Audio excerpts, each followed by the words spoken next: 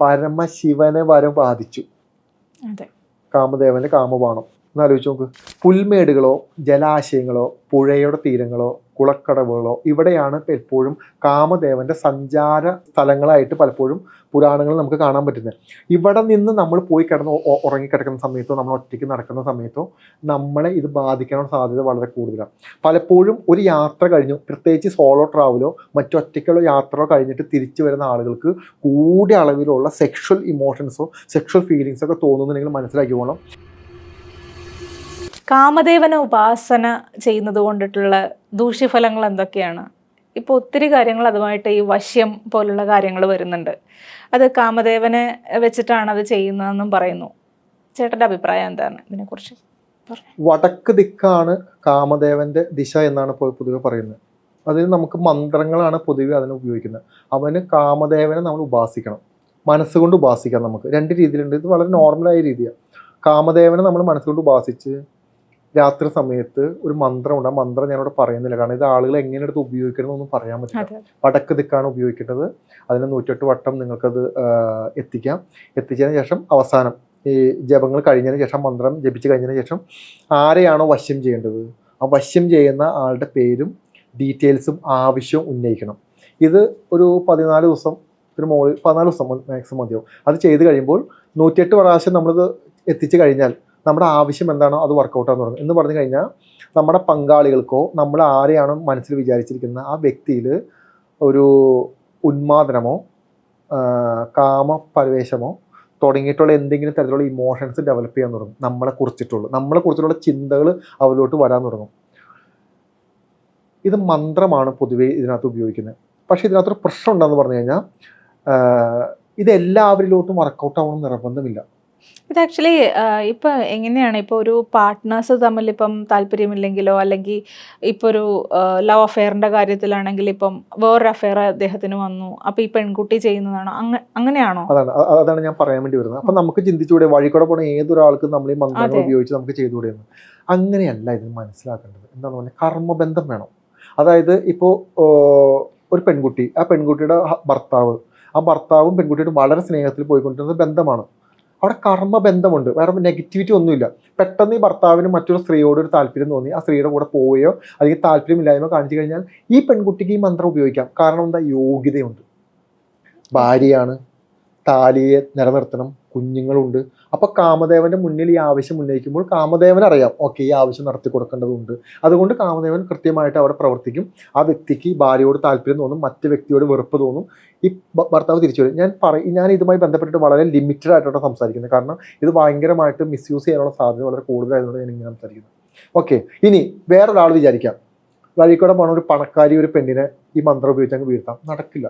കാരണം എന്താണെന്ന് പറഞ്ഞു കഴിഞ്ഞാൽ ആ പെൺകുട്ടിയുടെക്കോ ആ പെൺകുട്ടിയുടെ വീട്ടിലോ ഉപാസനകളോ മറ്റു മന്ത്രങ്ങളോ സിദ്ധിച്ച് ശക്തി ആർജിച്ച കുടുംബമാണോ, അല്ലെങ്കിൽ ഈ പെൺകുട്ടിക്ക് അത്തരത്തിലുള്ള കഴിവുകളോ, അതായത് പള്ളിയിലും അമ്പലത്തിൽ പോയിട്ടല്ലേ ഈ കഴിവുണ്ടാവുന്നത്. ജന്മനാന നമ്മുടെ പ്രവർത്തികൾ കൊണ്ട് നമുക്ക് ഉണ്ടാവുന്ന പോസിറ്റീവ് കൂടുതലുള്ള വ്യക്തികൾക്ക് ഈ ശരമേക്കില്ല. ഇനി ഇത് അപ്പോൾ കാമദേവന്റെ ഈ പറയുന്ന ഇത് ഏറ്റിരിക്കുന്ന മറ്റൊരു വ്യക്തിയുണ്ട്. ആരെന്നറിയോ? പരമശിവന്റെ കഥയിൽ നമുക്ക് കാണാൻ പറ്റും. കാമദേവന് കൃത്യമായിട്ട് ഭഗവാനിലോട്ട് ആ ഒരു ഇമോഷൻസ് കടത്തി വിട്ടിട്ട് ഭഗവാൻ അത് അവിടെ ഉണർത്തിയെടുത്തൊരു കഥ നമുക്ക് കേൾക്കാൻ പറ്റും. ഒന്ന് ആലോചിക്ക്, പരമശിവനെ വരെ ബാധിച്ചു കാമദേവന്റെ കാമബാണം. ഒന്ന് ആലോചിച്ച് നോക്ക്. അപ്പോൾ ഞാൻ പറഞ്ഞത് എന്താന്ന് പറഞ്ഞു കഴിഞ്ഞാൽ ഇതൊരു തരത്തിലുള്ള എനർജി വേരിയേഷനാണ്. ഇത് തരത്തിലുള്ള എനർജി നമ്മൾ പ്രൊഡ്യൂസ് ചെയ്യുക. ഓക്കെ, അതിന് നമ്മൾ കാമദേവന ഉപാസന എടുക്കുന്നു എന്ന് മാത്രമേ ഉള്ളൂ. ഇതിനകത്ത് കാമദേവനാണ് ഇവിടെ ആ എനർജിയാണ് നമ്മൾ സഹായിക്കണം എന്നുള്ള ധാരണയിലാണ് നമ്മളിത് ചെയ്യുന്നത്. ഇത് പലപ്പോഴും വർക്കൗട്ടാവുന്ന കാര്യമാണ്. പക്ഷേ അതിന് യോഗ്യത വേണം.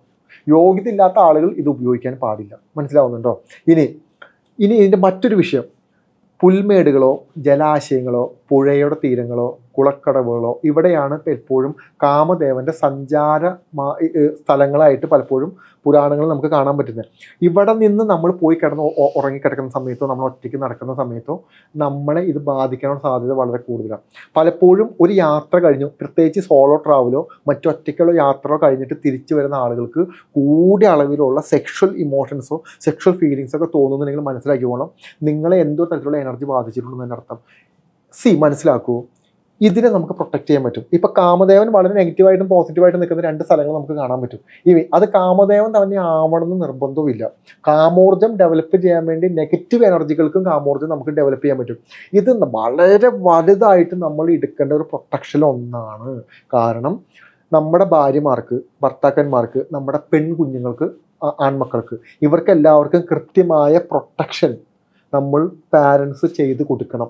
അതിന് നിങ്ങൾ അന്ധവിശ്വാസമെന്നോ വിശ്വാസമെന്നോ എന്തെടുത്താലും കുഴപ്പമില്ല. കാരണം നമ്മൾ വളരെ ഇപ്പോൾ ഒരു കുഞ്ഞ് നന്നായിട്ട് പഠിച്ചുകൊണ്ടിരിക്കുന്ന സമയത്ത് പെട്ടെന്നൊരു സെക്ഷൽ ഫീലിങ്സ് വരാം, ഒരു തോട്ട്സ് വരാം. കാരണം ഇപ്പോഴത്തെ പ്രായം അറിയാലോ, വളരെ ചെറുപ്പത്തിൽ ഇത് ഡെവലപ്പ് ആവും. അപ്പോൾ അത് വന്നു കഴിഞ്ഞാൽ കുഞ്ഞ് എന്ത് ചെയ്യും? അപ്പോൾ മറ്റേതോ ഒരു ഫോഴ്സ് അവിടെ നിന്ന് പുഷ് ചെയ്യുന്നുണ്ടെന്ന് അതിൻ്റെ അർത്ഥം അല്ലേ? ആ നെഗറ്റീവായ എനർജി പുഷ് ചെയ്യുന്നത് വേറൊരു നെഗറ്റീവായ ഒരു എനർജീനെ, ഒരാളെ ആയിരിക്കും ഈ പെൺകുട്ടിയുടെ മുന്നിൽ കാണിച്ചു കൊടുക്കുന്നത്.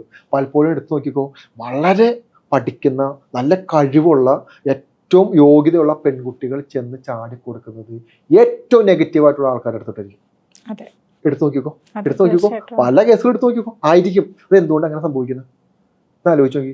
അവർ ഏറ്റവും പോസിറ്റീവായ ഒരാളുടെ അടുത്തോട്ടല്ല അവർ പോകേണ്ടത്. അങ്ങനെയല്ല സംഭവിക്കുന്നത്. ഇത് വളരെ നെഗറ്റീവാണ്. കൃത്യമായിട്ടുള്ള പെൺകുട്ടികൾക്ക്, പ്രത്യേകിച്ച് പെൺകുട്ടികൾക്ക് നമ്മൾ ഈ പറയുന്ന ബന്ധനം ചെയ്തിട്ടാൽ പോസിറ്റീവായിട്ട് നിങ്ങൾക്ക് തന്നെ ചെയ്യാം, അല്ലെങ്കിൽ നമുക്ക് മെഡിറ്റേഷൻ ഉപയോഗിച്ചിട്ട് ചെയ്യാം, അത് നമുക്ക് ചക്രകളെ ആക്ടിവേറ്റ് ചെയ്ത് ചെയ്യിപ്പിക്കാം. വളരെ പോസിറ്റീവായിട്ട് ബന്ധനം നമ്മൾ ചെയ്തിട്ടാൽ പെൺകുഞ്ഞുങ്ങൾ വളരെ സെക്യൂർ ആയിരിക്കും.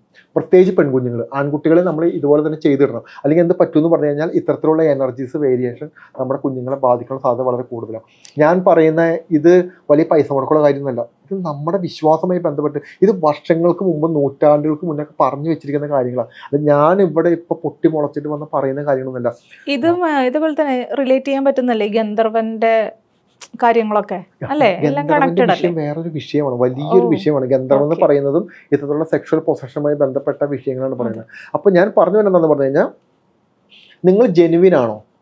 നിങ്ങളുടെ ഭർത്താവോ നിങ്ങളുടെ ഭാര്യയോ കാമുകിയൊന്നും ഒരു പക്ഷെ വർക്കൗട്ട് ആവണമെന്ന് നിർബന്ധമൊന്നുമില്ല. പക്ഷെ നിങ്ങൾ ബന്ധം, കർമ്മബന്ധം എന്ന് പറയുന്നത് സെക്ഷൽ റിലേഷൻഷിപ്പ് കീപ്പ് ചെയ്ത് അതിൽ നിന്ന് കുഞ്ഞുങ്ങൾ ഉണ്ടാവുകയോ ഉത്തരവാദിത്തങ്ങൾ വരികയോ കാർമികമായ എനർജിയുമായിട്ട് ബന്ധപ്പെട്ട് നിൽക്കുന്നവരുടെ കാര്യം മാത്രം പറയുന്നത്. പ്രത്യേകിച്ച് സ്ത്രീകൾക്ക് ഭാര്യ ഭർത്താവ് ബന്ധത്തിലാണ് ഇത് ഏറ്റവും കൂടുതൽ ഉപയോഗിക്കുന്നത്. അങ്ങനെ നിങ്ങൾക്ക് ഉപയോഗിക്കേണ്ടതാണെങ്കിൽ നിങ്ങൾക്ക് ഉപയോഗിക്കാം. നിങ്ങൾക്കത് സക്സസ്സിലോട്ട് എത്തും. ഉറപ്പായിട്ട് ആ വ്യക്തി തിരിച്ചു വരും. നിങ്ങളുടെ വിശ്വാസവും നിങ്ങളുടെ ഡെഡിക്കേഷനും നിങ്ങളുടെ ഇൻറ്റൻഷനും കറക്റ്റ് ആയിരിക്കണം. മനസ്സിലാവുന്നുണ്ടോ? തിരിച്ചിവിടെ എന്താ ചെയ്യുന്നത്? ഒരു ഭർത്താവിന് ഒരു കാമുകി ഉണ്ടെന്ന് കരുതുക. ഈ ഭാര്യ പോയിട്ട് ആദ്യം ഒച്ചപ്പാടും ബഹളമൊക്കെ ഉണ്ടാക്കും, വഴക്കൊക്കെ ഉണ്ടാക്കും, ഭർത്താവ് പിന്തിരിയുന്നില്ല എന്ന് വിചാരിക്കുന്നു, തിരിച്ച് കാര്യങ്ങളൊക്കെ ചെയ്യുന്നു.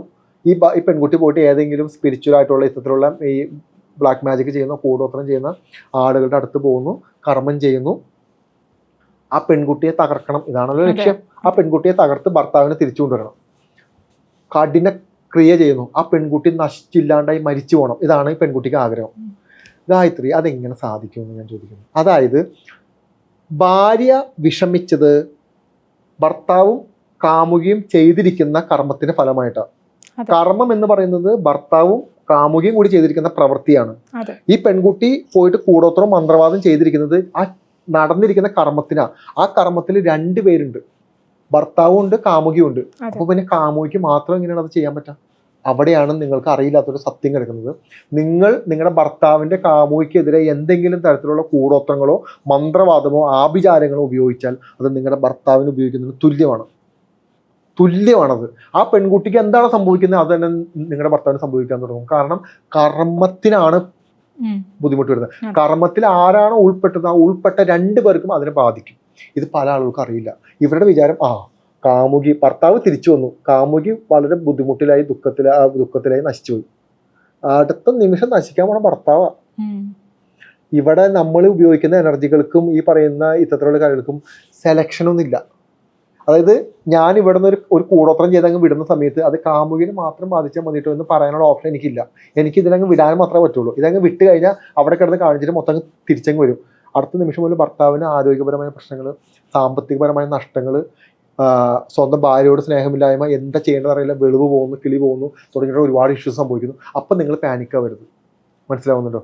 നിങ്ങൾക്ക് കൃത്യമായിട്ടുള്ള ഇത്തരത്തിലുള്ള കുഞ്ഞു കാര്യങ്ങൾ ഉപയോഗിച്ച്, പ്രത്യേകിച്ച് അവിടെ തെറ്റ് ചെയ്തത് ആ പെൺകുട്ടി മാത്രമല്ല ഭർത്താവും കൂടിയല്ലേ. അല്ലെ? രണ്ടുപേരും ഈക്വൽ തെറ്റുകാരല്ലേ? അതെ. അപ്പൊ പിന്നെ നമ്മൾ ഈ റിവെഞ്ചിലോട്ടൊന്നും പോകണ്ട. അവള് നശിച്ചു പോകണം, അവളില്ലാണ്ടായി പോകുന്ന റിവെഞ്ചിലോട്ടൊന്നും നിങ്ങൾ ദൈവത്തോർത്ത് പോകരുത്. നിങ്ങളുടെ ഭർത്താവ് തിരിച്ചു വരാനുള്ള കാര്യങ്ങൾ മാത്രം ചെയ്യുക. അത് നിങ്ങൾക്ക് സ്പിരിച്വൽ ഉപയോഗിച്ച് ചെയ്യാം, മറ്റു പല മാർഗങ്ങളുണ്ട്, വളരെ നന്മയുള്ള മാർഗങ്ങൾ അതിനകത്തുണ്ട്, അത് ഉപയോഗിച്ച് മാത്രം ചെയ്യുക. അതല്ലാതെ പുള്ളിയുടെ ചെലവിൽ നിന്ന് ജീവിച്ചിട്ട് പല സ്ത്രീകളും അങ്ങനെയായിരിക്കും, പല വീടുകളിലും ഇങ്ങനെ സംഭവിക്കുന്നത്. ആ പുള്ളി നശിച്ചു പോയി കഴിഞ്ഞാൽ കുടുംബം നശിച്ചു പോയി നടത്താം. അതുകൊണ്ട് ഇത്തരത്തിലുള്ള കർമ്മങ്ങൾ ചെയ്യുമ്പോൾ ശ്രദ്ധിക്കണം.